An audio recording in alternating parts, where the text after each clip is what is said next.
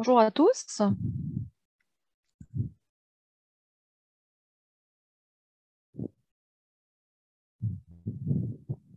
Bonjour à tous.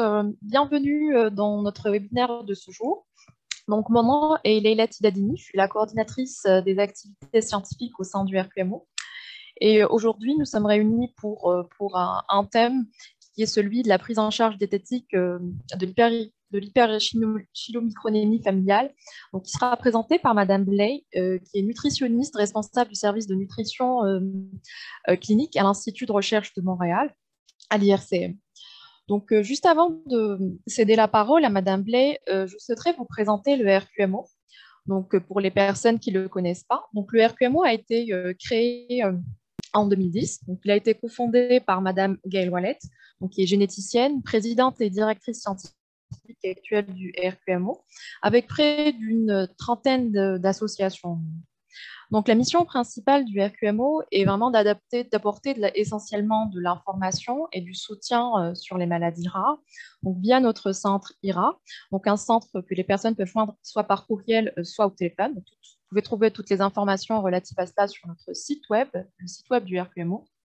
Et puis, d'autres informations qui peuvent être données aussi par le RQMO. Donc, c'est notamment la sensibilisation au public, aux professionnels de la santé. Et puis aussi, le RQMO favorise les échanges entre les patients, les proches aidants et les chercheurs. Donc, deux nouveaux projets ont été lancés vers la fin de l'année 2021, donc, qui sont notamment le premier qui concerne le soutien à l'inscription au registre de patients. Donc, c'est toute personne qui souhaiterait participer à la recherche. Nous, on a initié un projet qui est celui d'apporter un accompagnement pour les personnes qui souhaitent participer à des registres de patients. Donc, il existe des registres spécifiques pour chaque maladie rare, ou il existerait encore des registres un peu plus globaux. Et il existe aussi des registres pour les personnes qui sont sans diagnostic. Donc, nous avons répertorié 180 registres à l'heure actuelle et nous pouvons vous aider si vous souhaitez à vous inscrire sur ce type de registre. Donc, l'objectif pour nous, c'est vraiment de permettre aux patients de faire avancer la recherche en inscrivant eux-mêmes leurs propres données sur leur maladie rare.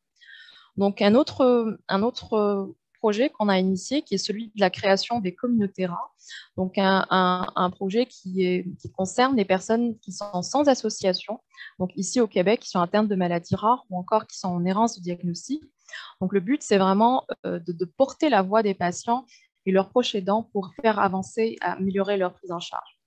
Donc, parmi les communautés qui ont été créées depuis peu, donc il y a la première communauté qui a été celle de l'hyperchilomicronémie familiale, qui a été créée vers la fin du mois de septembre 2021. Et il y en a toujours de nouveaux membres qui se joignent à nous. Donc d'ailleurs, nous vous invitons, pour toutes les personnes qui sont ici présentes, qui ne font pas encore partie de la communauté, à nous écrire pour rejoindre la communauté. Donc aujourd'hui, nous allons aborder durant ce webinaire un thème qui a suscité beaucoup d'interrogations. Donc on a eu beaucoup de questions sur la prise en charge diététique de l'hyperchilomicronémie familiale. Donc aujourd'hui, ça sera Madame Blay qui a accepté notre invitation, qui nous fait l'honneur justement d'animer ce webinaire, donc, et qui répondra à vos questions. Donc la présentation durera environ 45 minutes, suivie d'une période de questions. Donc toutes vos questions, vous pourrez les poser à la fin de la présentation en inscrivant sur la petite case Q&A, donc questions-réponses qui se trouve en bas de votre écran. Et puis, à noter que ce webinaire sera enregistré pour être rediffusé sur la chaîne YouTube du RQMO. Donc, bien évidemment, vous ne serez pas visible sur cette présentation. Donc, je vous souhaite à tous un très bon webinaire et puis je cède la parole à Madame Blay. Bonjour, Madame Blay. Bonjour, vous m'entendez bien? Oui, très bien. Très bien, merci. Merci de l'introduction. Alors, effectivement, je travaille à l'Institut de recherche clinique de Montréal avec Dr Bernard, et nous traitons depuis de nombreuses années les hyperchilomicronémies familiales. Donc, il me fait plaisir aujourd'hui de venir vous partager mon expérience professionnelle. Je vais partager mon écran tout de suite.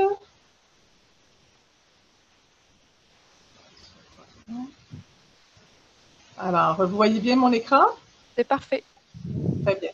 Donc, comme je disais, ça me fait plaisir de partager cette expérience professionnelle acquise au cours des dernières années. Disons que pour certains, ce sera peut-être un peu de réchauffer des notions qui sont déjà connues. Par contre, pour d'autres, le moment est c'est peut-être un moment opportun de découvrir des conseils pratiques pour apprendre à mieux vivre avec cette maladie qui est rare et qui est très contraignante. Donc, dans les prochaines minutes, je vais faire un survol. Voici donc le plan de ma présentation. Donc, on va passer une brève introduction et sa problématique. Couvrir quelques définitions importantes. On va parler évidemment de la prescription nutritionnelle, puis de particularités ou des aspects pratiques du régime. Je pense que c'est surtout ça qui intéresse les participants aujourd'hui. Quelques mots sur les huiles MCT et nous pourrons conclure avec une période de questions par la suite. Donc, globalement, les hyperchylomicronémies, ce sont des maladies orphelines et vous voyez que la fréquence théorique est vraiment très rare. Par contre, on a un effet fondateur au Québec dans la région de Charlevoix, Saguenay-Lac-Saint-Jean. C'est un diagnostic généralement qui s'établit durant l'enfance et il y a des marqueurs particuliers, c'est-à-dire une absence souvent qui est une perte de fonction de certaines enzymes ou protéines. En l'occurrence, le plus souvent, ce sont des déficiences dans la lipoprotéine lipase qu'on appelle la LPL, qui entraînent les problèmes que nous reconnaissons dans cette maladie. Alors, la mutation dans le gène de la LPL peut être variable. On reconnaît plusieurs mutations et on peut avoir une forme homozygote de la maladie qui va être plus sévère. Dans certains cas, on aurait une maladie hétérozygote qui va peut-être être moins sévère. Mais ce sont pour les hyperchylomicronémies qui sont générales. Généralement, la synthèse des chylomicrons est normale, mais le catabolisme est ralenti. Et ce que ça entraîne, c'est une incapacité à métaboliser les triglycérides. Donc, on va avoir une accumulation et cette accumulation de triglycérides augmente le risque de façon importante des pancréatites. Quelques mots sur ce que sont les chylomicrons. On sait que c'est une maladie qui porte ce nom, mais peu de gens connaissent vraiment qu'est-ce que c'est que les chylomicrons. Alors, ce sont les plus grandes lipoprotéines qui contiennent les triglycérides alimentaires. Vous avez une photo dans le coin droit supérieur. Donc, c'est une grosse particule, c'est une molécule qui se charge de triglycérides. Alors, vous voyez qu'il y a beaucoup de triglycérides, mais aussi qui transportent un peu de cholestérol. Donc, ce sont les plus grosses lipoprotéines. Et leur première fonction, c'est vraiment de transporter ces lipides alimentaires de l'intestin vers le tissu adipeux et les muscles pour fournir l'énergie requise pour le bon fonctionnement du corps. Généralement, elles vont apparaître dans le plasma peu de temps après le repas et elles vont être normalement hydrolysées en quelques heures.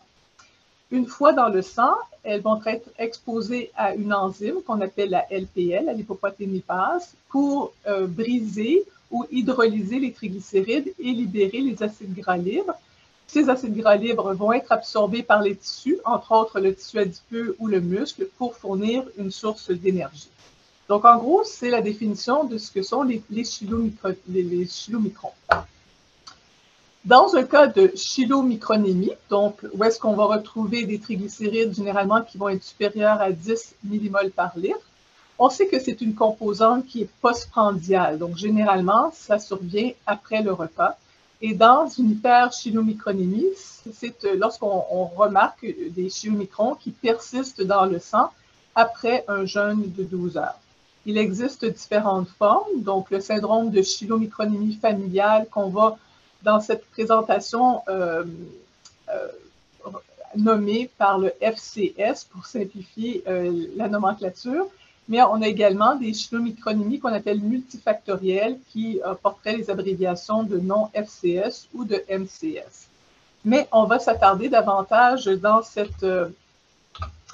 cette présentation à la FCS qu'on appelle le syndrome de chylomicronémie familiale, aussi communément appelée des hyperlipidémies de type 1. C'est une maladie qui est autosomique récessive. Et on reconnaît que dans la plupart des cas, d'environ 90% des cas, ce sont généralement des mutations de la lipoprotéine lipase, mais on sait qu'il existe à peu près une cinquantaine de mutations possibles de la LPL, donc il y a beaucoup de variabilité dans ces mutations. On dit que c'est une maladie rare parce que la prévalence est d'environ de 1 à 10 patients par million. c'est un taux anormalement élevé de chylomicron à jeun et on voit généralement des triglycérides à jeun supérieurs à 10 ou 12 millimoles par litre. Lorsque la prise de sang est faite, on remarque dans le tube un sérum qui est d'apparence lipimique ou qu'on pourrait appeler également lactescent avec un collet blanc qui sont généralement des graisses qui sont non digérées. Alors, les patients peuvent manifester de nombreux signes cliniques et symptômes associés. Par exemple, au niveau de la rétine, il pourrait y avoir du gras, donc ce qu'on appellerait la lipémie rétinienne. Ces patients peuvent également manifester des xanthomes éruptifs, qui sont par exemple des petits boutons ou des dépôts de gras, soit par exemple sur les fesses, sur les membres inférieurs, parfois sur les épaules. Les patients peuvent également connaître une augmentation du volume de leur foie et de leur rate, une hépatosplénomégalie. Ils peuvent connaître également des désordres cognitifs et des symptômes physiques et émotionnels qui ne sont pas à négliger. Les complications plus sérieuses encore, ce sont les douleurs abdominales récurrentes chroniques qui peuvent être légères à incapacitantes et les pancréatites aiguës, souvent qui sont récurrentes. Et donc, ce sont des douleurs souvent insoutenables qui demandent souvent une hospitalisation. Le traitement de cette maladie, donc du syndrome de chylomicronémie familiale, il n'y a pas de traitement médical commercialisé jusqu'à ce jour, mais je dirais que le futur est prometteur puisqu'il y a de nombreuses molécules actuellement à l'étude qui ont démontré des bénéfices importants pour les patients qui sont porteurs de cette maladie.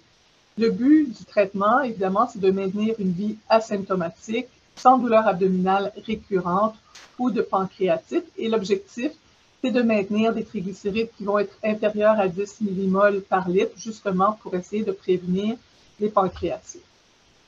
Alors, dans le traitement nutritionnel, on dit que c'est le pilier essentiel de la maladie et c'est un régime qui est très, très restrictif. C'est ce qu'on appelle un régime hypolipidique que les patients vont devoir suivre à vie.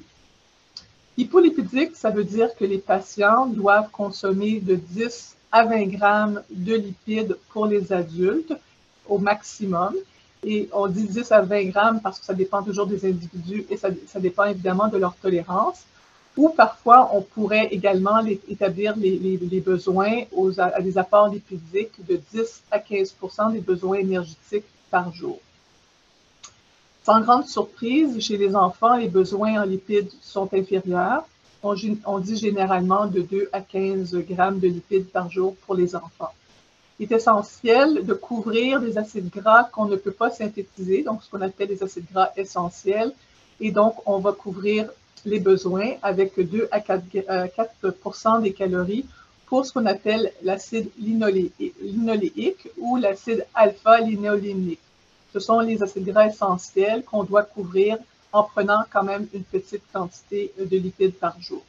Donc, je le disais un peu plus tôt, c'est un régime qui est très restrictif et qui offre peu de palatabilité parce que généralement, le gras de notre alimentation va donner beaucoup de goût aux aliments. Et c'est important de ne pas confondre le régime hypolipidique avec un régime qui est faible en gras. Donc, un régime faible en gras va contenir beaucoup plus de gras qu'un régime hypolipidique. Simplement, en matière de comparaison, on dit qu'on a parlé de 10 à 20 grammes de lipides chez les adultes par jour et les apports habituels pour les gens qui n'ont pas les maladies vont être supérieurs à 65 grammes et plus par jour lorsque les gens vont avoir un apport d'environ 30% de l'énergie pour un apport de 2000 calories. Donc, on voit que les apports doivent être nettement inférieurs et que ça n'a rien à voir avec une diète qui serait faible en gras. Dans le traitement nutritionnel, il est important de prioriser les sources alimentaires sans gras ou encore des aliments qui vont être riches en protéines et faibles en gras pour les repas et les collations. Il est également important où on recommande de distribuer les lipides au cours de la journée parce que si on concentre davantage les lipides, par exemple, au cours d'un même repas, on pourrait voir des pics de triglycérides et de chylomicron qui, à ce moment-là, seraient peut-être plus aptes à augmenter les douleurs abdominales et peut-être aller vers des pancréatites. On suggère également de favoriser des glucides complexes parce que dans cette maladie, évidemment, on parle beaucoup de gras. mais on doit également favoriser les sucres, les glucides, ce qu'on appelle les sucres complexes, donc les sucres plus longs, plutôt que les sucres simples, parce que les sucres simples peuvent augmenter les triglycérides, ce qui ne serait pas recommandé dans ce cas-ci.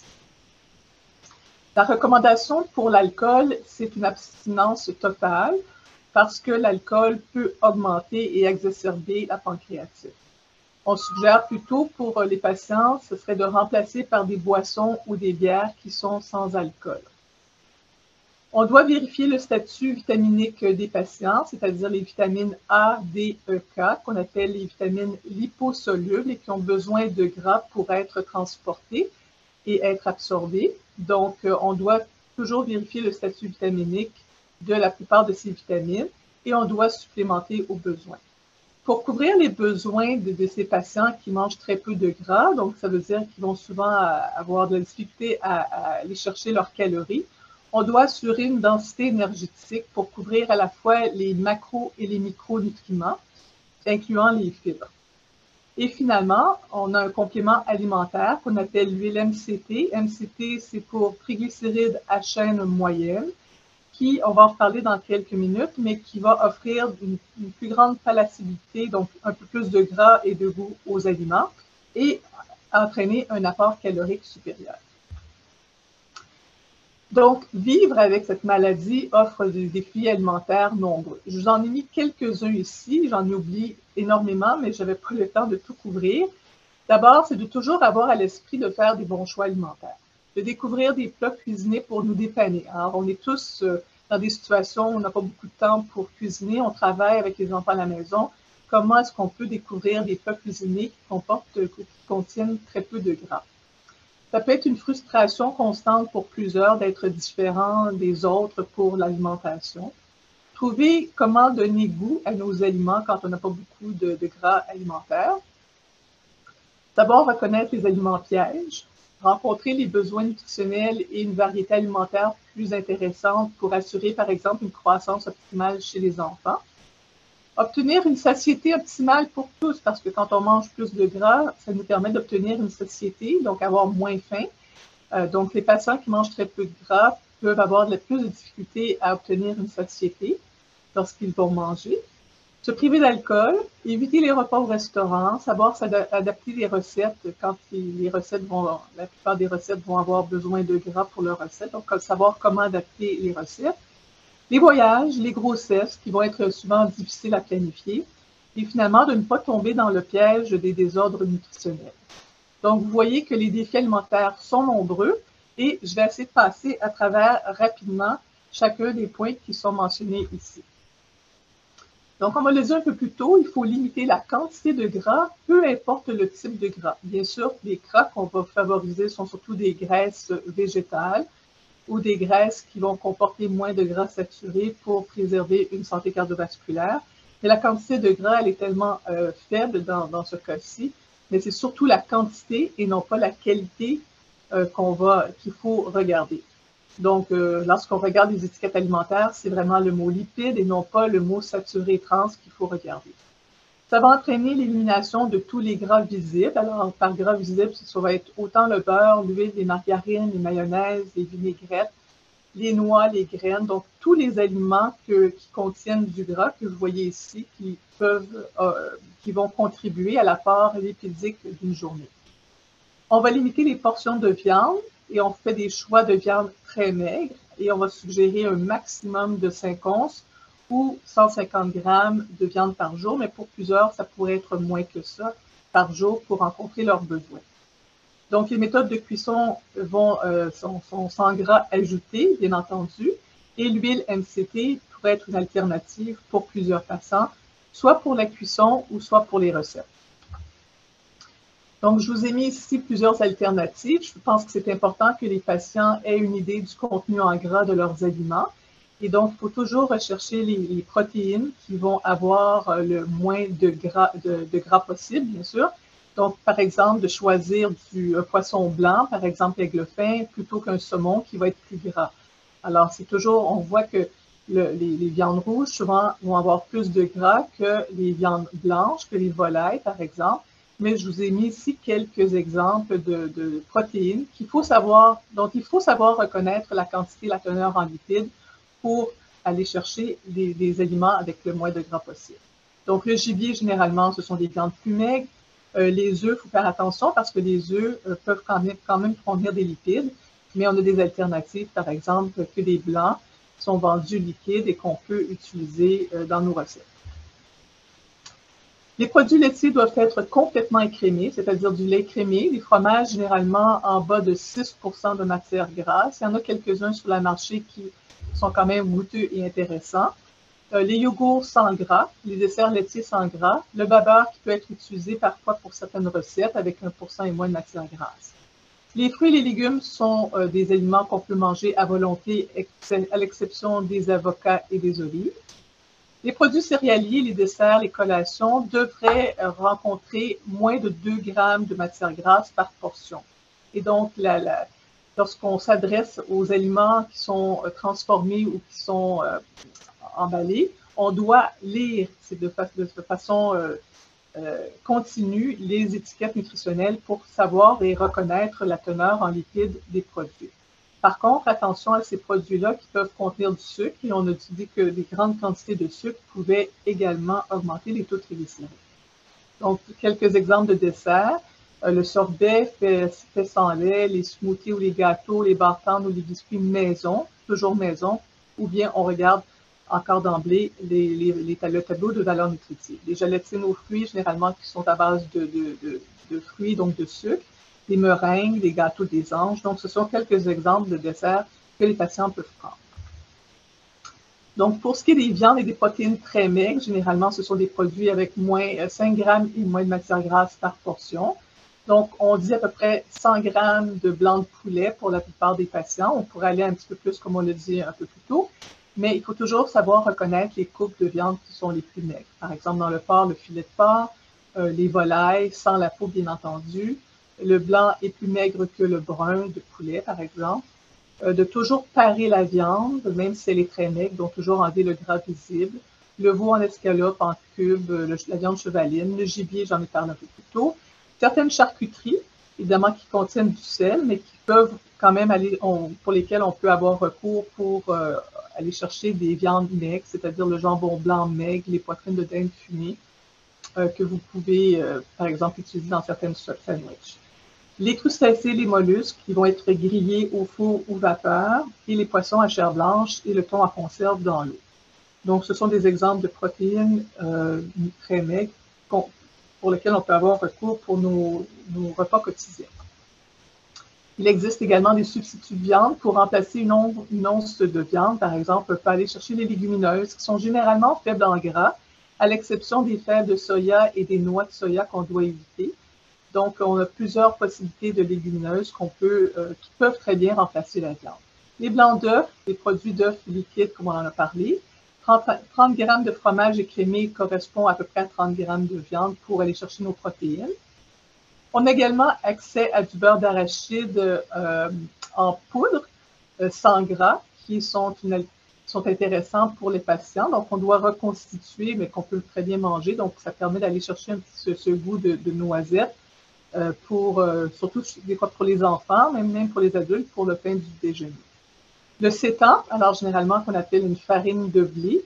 Alors, le sétan contient généralement peu de lipides et finalement les protéines végétales texturées qui offrent également un substitut de viande intéressant pour remplacer les viandes que l'on consomme. Évidemment, je n'ai pas parlé du tofu, je n'ai pas parlé de certains sans viande, comme on les appelle, mais je vous ai simplement mis un astérix en disant qu'il faut toujours consulter le tableau de valeur nutritive parce que plusieurs de ces aliments-là peuvent être plus riches en lipides et c'est donc important de surveiller la teneur en lipides des aliments. Mais ce sont des alternatives intéressantes aux viandes.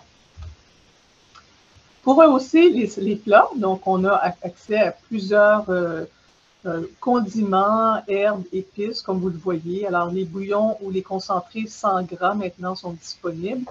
Alors, toutes ces épices et ces fines herbes, dans la plupart du cas, vont donner beaucoup de saveur à nos aliments. Alors, les condiments, que ce soit la moutarde, la relish, un peu de ketchup, la salsa sans gras. N'oublions pas les vinaigres aromatisés, qui sont disponibles sur le marché, le jus et les zestes de lime, de citron, les essences de vanille. Sauce soya, teriyaki à steak, la sauce teriyaki, les sauces à steak, les sauces de poisson peuvent donner un petit peu de goût à nos aliments. Les vinaigrettes et des maillots sans gras qui existent sur le marché, les moutardes, la crème sûre avec moins d'1% de matière grasse, la poudre de cacao pour certains desserts, mais ça contient quand même un peu de lipides. On va suggérer de ne pas dépasser une cuillère à table par jour. Encore une fois, l'huile MCT. Certaines compagnies où on va pouvoir retrouver des produits faibles en lipides, donc je vous en ai mis quelques-uns ici, les produits du commensal, PC Menu Bleu, mais encore une fois, chaque produit est différent et il est impérieux, je devrais dire, de consulter le tableau de valeur nutritive pour savoir la teneur en lipides. Certains desserts également qui peuvent être utilisés avec peu de gras. Attention aux aliments pièges. Alors, le canard, le lapin, les oies domestiques, les croustilles de légumes, parce que souvent les patients disent oui, mais je prends des croustilles souvent de légumes, c'est beaucoup mieux. Le chocolat qui contient quand même beaucoup de gras, le caramel, noix de coco, les charcuteries, les trempettes, les tzatziki du commerce, les crèmes anglaises. Donc, vous avez quand même un certain nombre de produits qui vont contenir des lipides, même si d'un premier abord, ça n'y paraît pas. Mais c'est important d'aller chercher, ou encore une fois, de regarder soit la liste d'ingrédients ou encore la teneur du tableau de valeur nutritive. Les soupes crème commerciales, les soupes au pois avec lard, les fèves au lard traditionnelles, végé pâté, le tofu frit, les brisures de carottes. Donc, ce sont quelques exemples d'aliments pièges auxquels il faut porter attention. Comment faire pour manger nos 3 repas, mais aller chercher une plus grande satiété? Alors, on peut avoir recours à des collations qui sont énergisantes. Je vous en ai mis quelques-unes ici. Le yogourt sans gras, vanille ou nature, auquel on peut rajouter de la compote de pommes. Les tartinades de croûtons faibles en gras. Alors, si on prend nous-mêmes de la viande ultra maigre, très maigre, et qu'on fait nos propres croûtons, ça peut être intéressant comme collation. Le fromage écrémé avec des fruits frais, des biscuits aux figues sans gras avec un verre de lait écrémé, les fruits secs, alors que ce soit les dattes, les figues, les canneberges, les raisins secs, qui sont très concentrés en sucre, donc on ne peut pas en manger beaucoup, mais qui vont souvent apporter beaucoup de fibres et qui vont offrir une certaine satiété alimentaire. On peut avoir recours à des smoothies maison, dans lesquels, par exemple, on va mettre du lait écrémé, de l'huile MCT, du yogourt écrémé, des fruits. Donc, on pourrait mettre quelques graines de chia ou par exemple, mais très peu parce qu'ils vont contenir un petit peu de gras, mais ça va quand même donner un petit peu de croquant. Des chips de pain pita maison accompagnés de salsa sans gras, faire nos propres carrés au Rice Krispies, particulièrement pour les enfants, mais aussi pour certains adultes. Lorsque les recettes ou les gâteaux des anges ou des gâteaux aux pommes maison sont préparés avec de l'huile MCT. Lorsqu'on fait un choix de barre tendre, on s'assure qu'il va contenir 2 grammes et moins de matière grasse par barre. Et donc, ce sont des produits généralement qui n'auront pas de chocolat dans les barres tendres. Ça va être principalement que des grains. Finalement, des trempettes à base de yogourt nature. Quand on veut faire une trempette et qu'on va manger avec des légumes, par exemple, on peut faire notre propre trempette avec yogourt sans gras et la crème sûre sans gras. Ça existe, pour agrémenter les légumes et les crudités. Il faut savoir également adapter les recettes. Donc, par exemple, les trempettes, on vient d'en parler. Comment faire remplacer les trempettes traditionnelles pour des trempettes maison. Et lorsqu'on fait des muffins ou des gâteaux maison, il s'agit de remplacer le beurre ou les huiles, soit par des compotes de pommes, des purées de courges, des purées de légumineuses, des bananes en purée, des purées de dattes, le yogourt sans gras, et le babeur 1%, ce sont d'excellentes stratégies pour remplacer les matières grasses qu'on va retrouver dans ces recettes-là. Généralement, on dit que pour chaque tasse d'huile, on doit remplacer par à peu près 3/4 de tasse de purée ou de yogourt.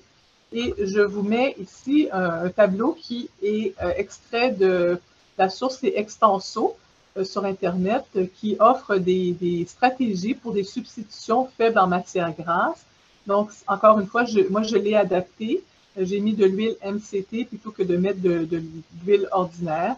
Donc, on voit que les jus ou les compotes de fruits peuvent être des alternatives pour remplacer dans les recettes.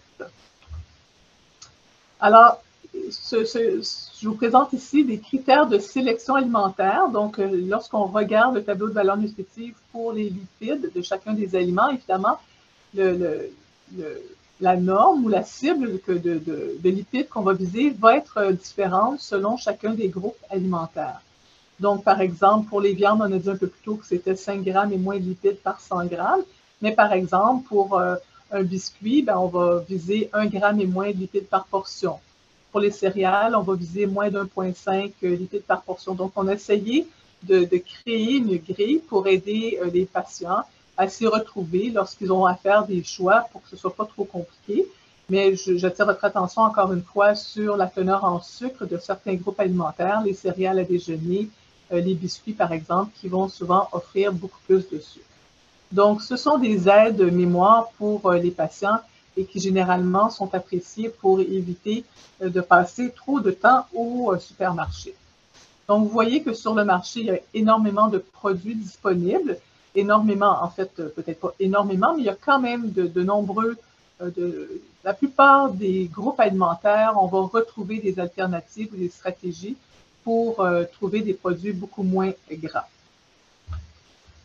Voici ici un exemple de menu pour un adulte, par exemple, qui aurait besoin de consommer 2000 calories et avec lequel on a composé pour obtenir environ 19 grammes de lipides total de la journée. Alors, dans ce repas, on a, par exemple, un chili maison. On a mis un poisson maigre. Évidemment, encore une fois, il faut aimer le poisson, mais ça se remplace par une viande maigre, que ce soit de la volaille ou, par exemple, du veau très maigre. Et les patients, avec le temps, ont développé des recettes très intéressantes. Ici, je vous montre l'exemple du beurre à l'huile MCT. Alors, la recette, grosso modo, c'est de la poudre de lait crémé avec un peu de fécule de maïs, du jus de citron, de l'huile MCT, un peu d'eau et de colorant si c'est nécessaire. Mais ça fait un genre de mélange qui peut, lorsque réfrigéré, va nous donner un beurre qu'on va pouvoir utiliser, par exemple, je dis un beurre, mais c'est un beurre qui ne contient que des chaînes moyennes. Et donc, on va en reparler, mais ça offre quand même un petit peu plus de latitude pour le patient. Et attention, encore une fois, aux pois chiches et aux fèves de soya bouillies qui sont un petit peu plus riches en lipides que la plupart des autres légumineuses. Qu'est-ce qu'on fait quand on va au resto? Alors, est-ce que c'est parce qu'on est patient et qu'on ne peut plus avoir accès au resto? C'est beaucoup plus compliqué parce qu'on n'est pas maître, on ne contrôle pas la quantité de lipides que dans les préparations ou dans les ajouts. Alors, je vous ai sorti ici quelques stratégies qui peuvent vous aider quand vous allez au resto. Je pense qu'il faut que manger reste un plaisir pour l'ensemble de tous, incluant les patients qui sont atteints de cette maladie-là. Donc, la première chose à faire, si vous êtes capable, c'est de visiter le site web du restaurant au préalable, consultez le tableau de valeur nutritive et faites vos choix avant de vous y rendre pour éviter les tentations. On fait, évidemment, on ne recommande pas les buffets parce que dans les buffets, on ne sait absolument pas qu'est-ce qui est rajouté, comment les aliments sont cuits. Donc, on doit éviter les plats avec les mots suivants, tout ce qui est frit, croustillant, pané, sauté, gratiné, crémeux. Généralement, c'est parce qu'il peut y avoir pas mal de lipides. On choisit des cuissons qui vont être soit vapeur, qui vont être pochés, cuits au four, grillés. On va privilégier les grillades et on peut même demander des cuissons sans gras et sans huile.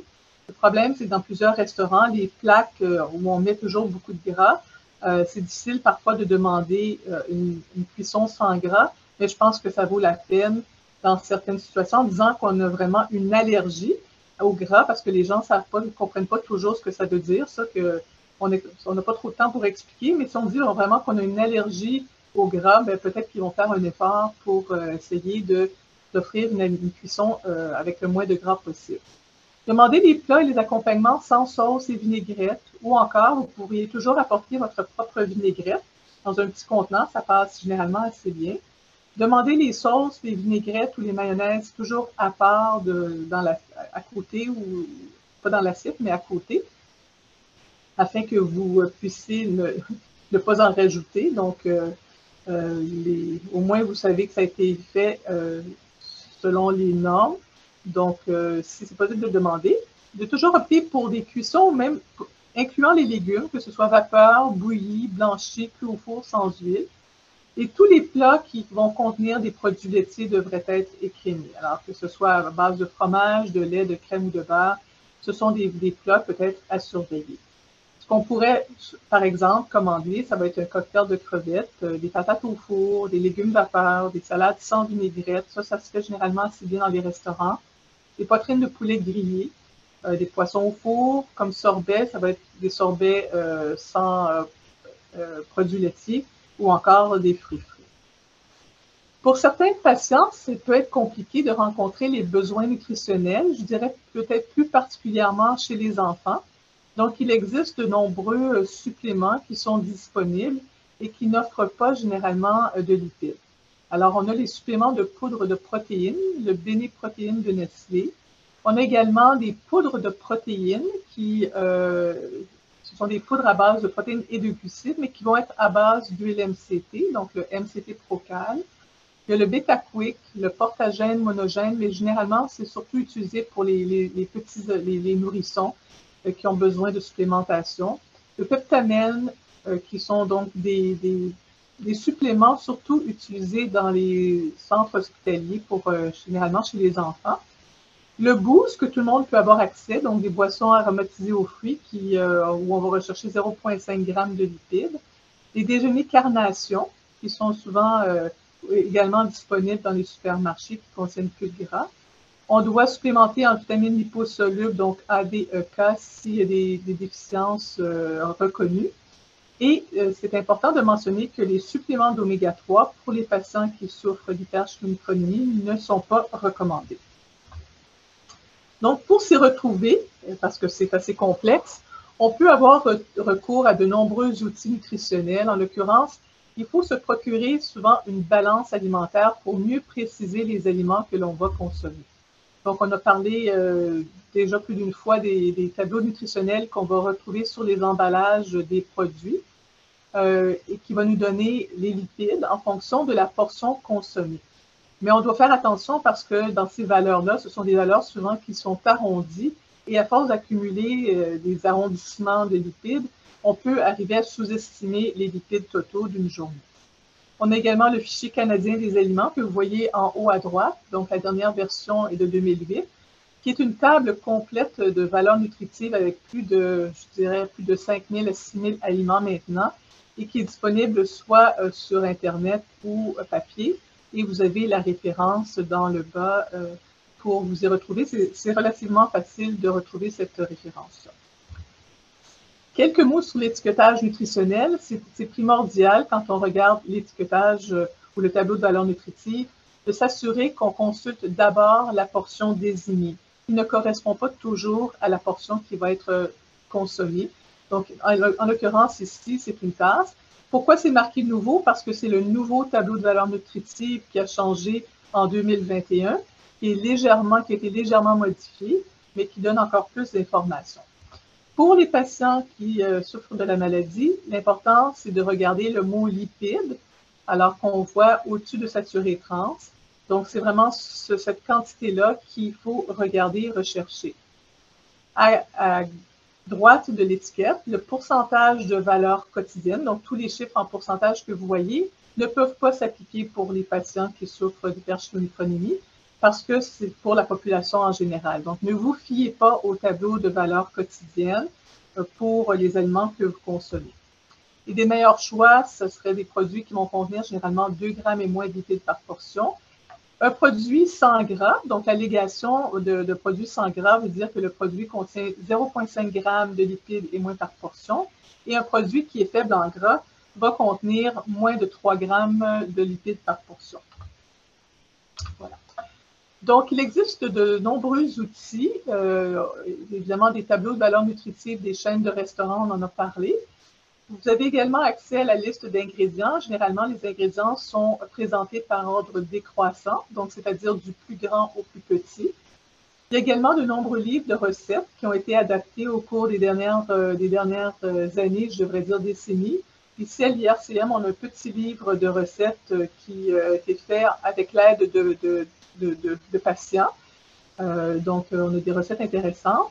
Il y a Sainte-Justine également, qui est un livre de recettes qui n'a pas été mis à jour depuis 2006 pour avoir parlé avec la nutritionniste. C'est un livre, il y a énormément de recettes, c'est très intéressant, mais il n'a pas été mis à jour encore depuis 2006.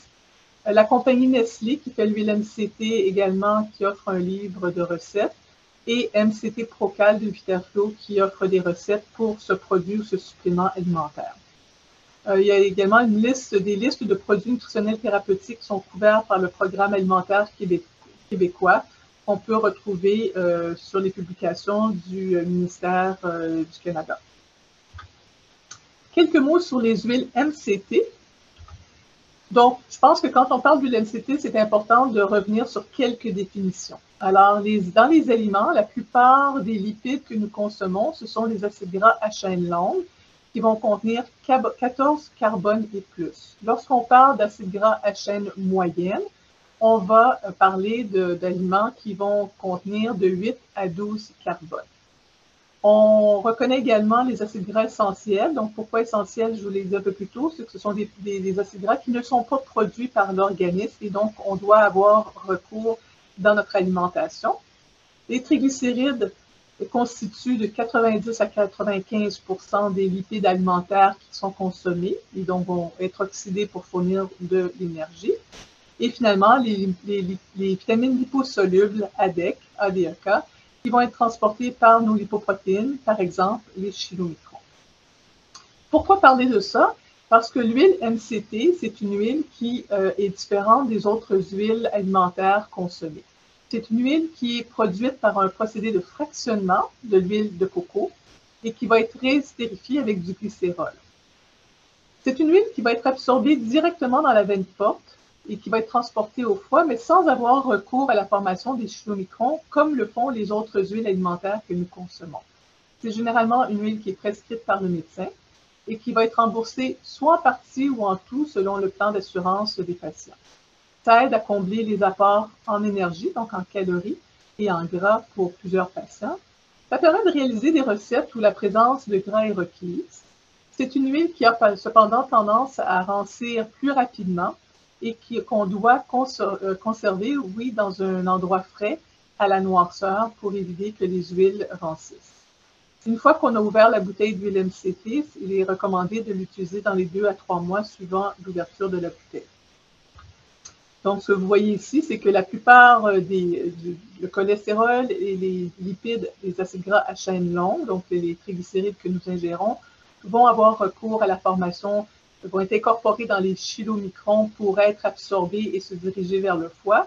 Et je ne sais pas si vous voyez ma souris, mais les triglycérides à chaîne moyenne ici vont passer directement par la veine porte pour se diriger vers le sang. Donc, on n'a pas recours à la présence des chylomicrons pour l'absorption de ces triglycérides à chaîne moyenne en comparaison avec les triglycérides à chaîne longue.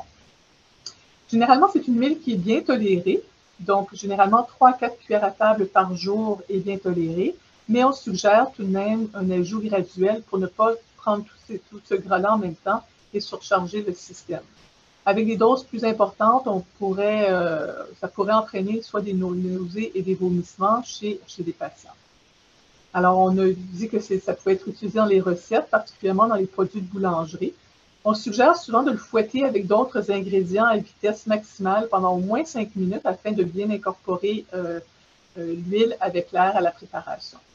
Si on veut faire une pâte à biscuits, on va suggérer de réfrigérer la pâte à biscuits avant la cuisson pour éviter que les biscuits ne s'écrasent et ne s'étendent trop à la cuisson. Et lorsqu'on cuit avec l'huile MCT, on suggère de cuire à un faible degré de température. Et grâce à une patiente, entre autres, avec qui on a travaillé pendant longtemps, les gens sont très créatifs et voici ce que cette patiente nous a envoyé comme photo. Alors, elle a pris de l'huile MCT qu'elle a aromatisée, soit avec des poivrons épicés, soit avec différentes herbes pour vraiment donner une meilleure saveur à l'huile MCT et pouvoir l'utiliser dans son quotidien. Est-ce que l'huile de coco est une alternative intéressante? Parce qu'on a dit que l'huile MCT, c'était à base d'huile de coco. Alors, il est très important de faire la nuance entre l'huile de coco solide à l'huile de coco liquide. Ce n'est absolument pas le même produit et absolument pas, c'est une contre-indication pour les patients qui souffrent d'hypercholestérolémie familiale d'utiliser l'huile de coco qui est solide. On doit avoir recours à des huiles liquides. Et vous voyez que dans la liste d'ingrédients, vous voyez, c'est pas très clair ici, là, mais vous voyez que dans les ingrédients, c'est marqué que ce sont des triglycérides à chaîne moyenne à base de noix de coco. Donc, ça ne peut être que ces huiles présentes dans les produits. Alors, il existe, par exemple, plusieurs maintenant produits sur le marché. L'important, c'est que vous devez avoir recherché les produits qui ont le plus de chaînes moyennes, principalement les C8 et les C10. Donc, il y a un groupe de Chicoutimi qui a fait une étude de comparaison au niveau des huiles MCT pour essayer de venir en aide aux patients qui souffraient de la maladie. Parce que pour certains patients, l'huile MCT n'était pas remboursée par leurs assurances privées, surtout pour les patients qui étaient à l'extérieur du Québec.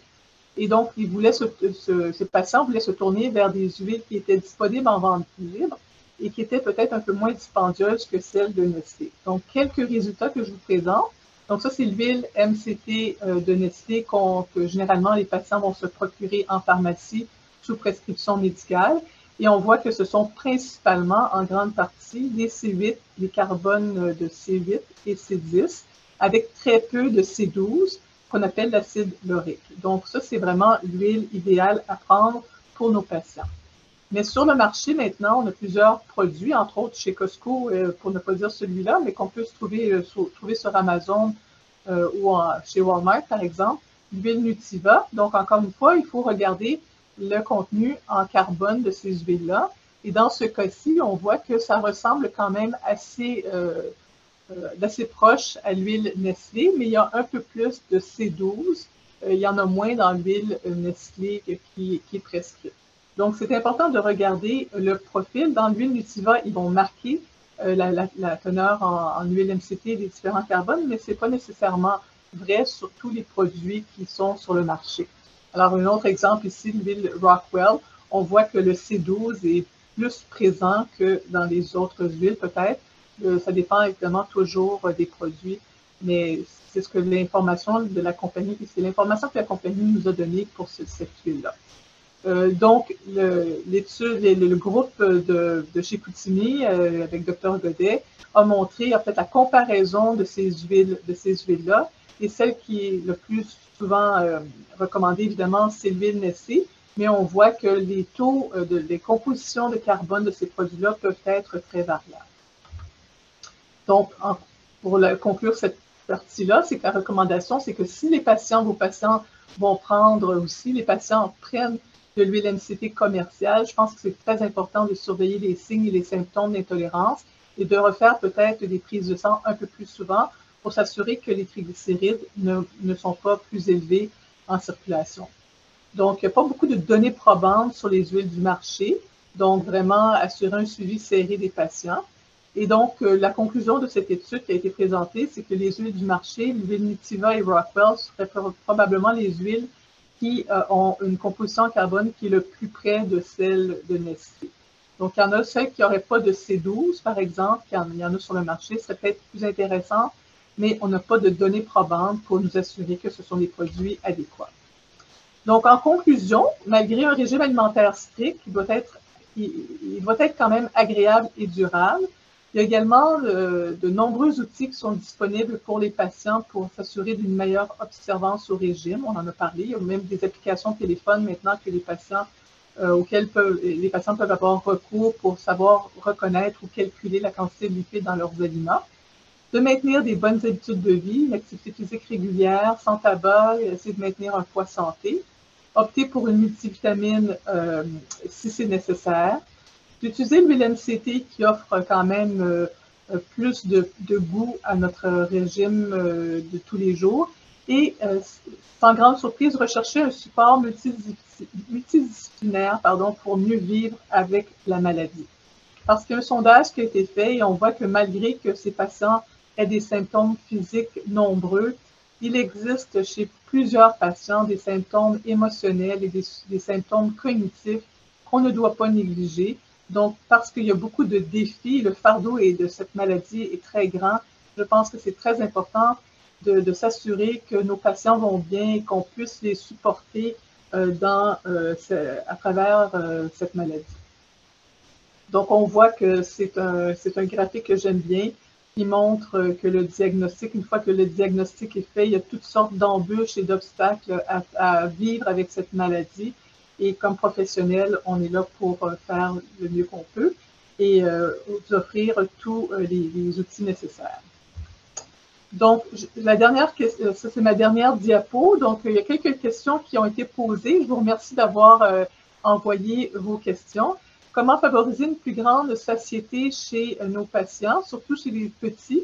Il faut s'assurer d'avoir des calories adéquates, donc manger avec une densité énergétique suffisante, opter pour des collations, choisir plus de protéines, également plus de fibres qui vont aider à la satiété. Quels sont les conseils qu'on pourrait donner pour les enfants qui sont en croissance? Aller chercher plus de protéines maigres, d'aller chercher des collations plus nombreuses. Pas trop de fibres, oui des fibres, mais pas trop de fibres pour justement offrir une satiété plus rapide. Donc, on veut quand même que les enfants aient tout ce qu'il faut en termes de besoins énergétiques. Et en fait, ce qu'on pourrait marquer, c'est de vraiment enrichir chacune des bouchées qu'ils vont manger, soit avec des poudres de protéines sans gras, par exemple la poudre de lait crémé, des farines de pois chiches ou des purées légumineuses, toujours avec pas trop de gras. Parce que ces produits-là peuvent quand même en contenir un peu. Comment combler les carences en vitamine D chez ces patients, puisque cette vitamine liposoluble est absorbée par les chyloneutrons? Ben, le soleil est une bonne source, mais évidemment, on veut faire attention à notre peau quand même. Il y a d'autres sources, par exemple le lait crémé, les champignons, les poissons blancs, le thon en boîte, qui sont d'autres stratégies intéressantes pour la vitamine D. Comment planifier les repas lors des voyages? Apporter quelques aliments avec soi, par exemple dans nos valises, cuisiner davantage si vous avez la possibilité que si vous n'êtes pas à l'hôtel, par exemple, de planifier des cartons pour la langue locale. Si vous êtes dans un pays où ce n'est pas le français ou l'anglais, donc vous assurez d'avoir des cartons pour savoir écrire le mot lipide, par exemple, gras. Donc, préparer certaines nomenclatures dans la langue du pays où vous voyagez. Demandez une lettre médicale de votre équipe multidisciplinaire avant de partir, par exemple, si vous avez à transporter de l'huile MCT dans vos valises.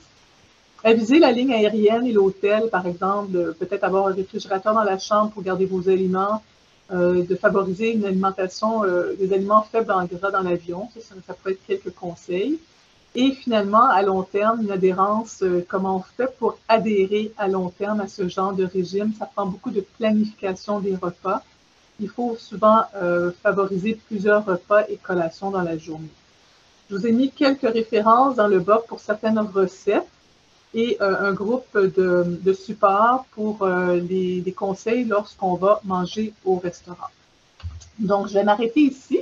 J'aimerais prendre une petite minute pour remercier Catherine Bigra, qui est une stagiaire en nutrition qui travaille avec nous actuellement pour son aide à répondre aux questions.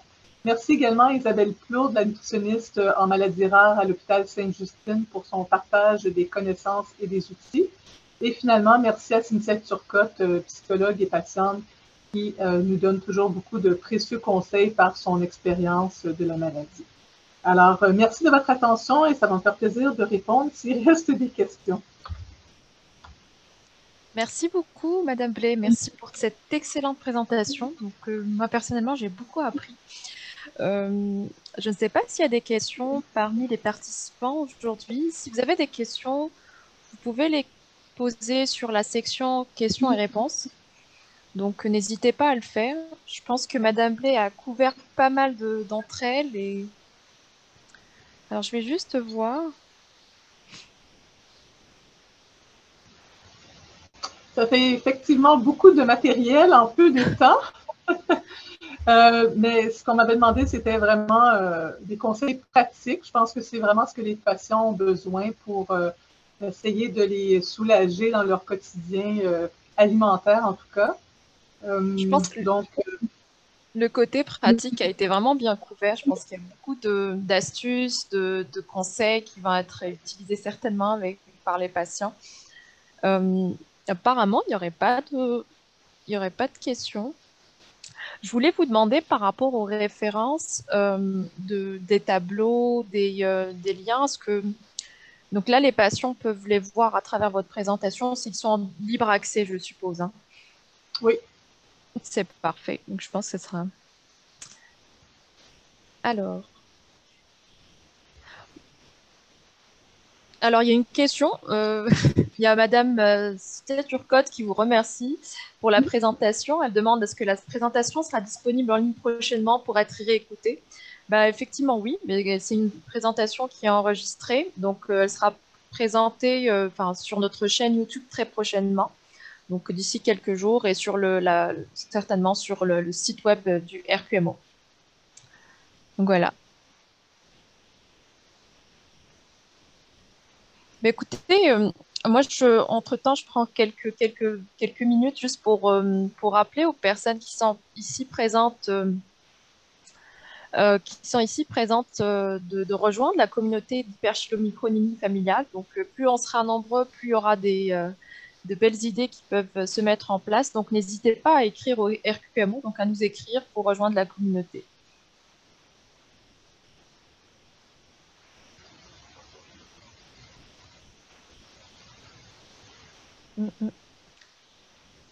Donc, je pense qu'il n'y a pas eu d'autres questions entre-temps.